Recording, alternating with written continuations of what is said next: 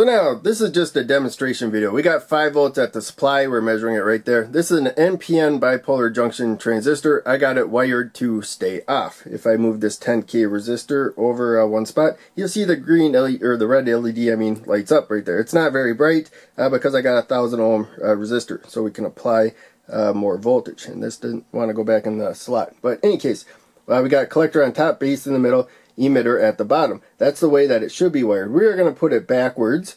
Really easy to do when collector and emitter are on opposite sides. And you can see it's still off right there. But I'm going to raise the supply voltage. And then you're going to see the LED starts turning on. We got breakdown. LED should not be turning on. If it's in the right way, then it will not turn on. So you got to make sure you insert the transistor in the right way. You'll know if the base is in the wrong spot, but you can mix up collector and emitter at low voltages. So now that brings us to the schematic of the example circuit we got, where we just had the NPN bipolar junction transistor locked off. But if we put it in backwards and then got enough voltage, somewhere around 12 volts and higher, then it started conducting because we had a breakdown, which we would not have if we had it in the right way. So just as a reminder, here's the schematic symbol for an NPN bipolar junction transistor. Arrow is where the emitter is, no arrow collector, and then on the other side of the bar is the base.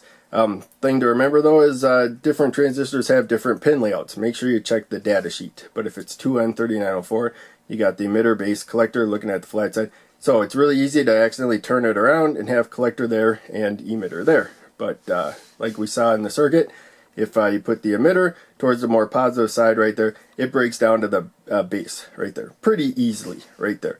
Whereas the collector does not break down to base until you get to a very high voltage.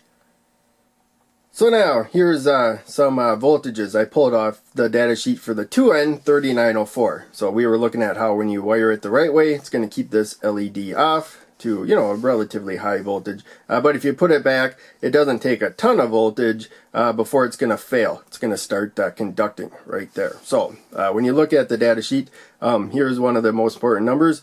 Collector to base, so that's open voltage. But what that means is how much voltage you can put collector to base there for the most part, up to about 60 volts before it will fail. So stay well below that because there's other limitations. But in any case, you can go pretty high. This emitter to base right there, that's what it's saying when it's open circuit. But main thing is emitter, the base voltage right there. It's only said 6, if you notice that. So it only takes somewhere about 6 volts right there before that starts breaking down and it starts conducting, which is a failure. So make sure you put the transistor in the right way, which is that way.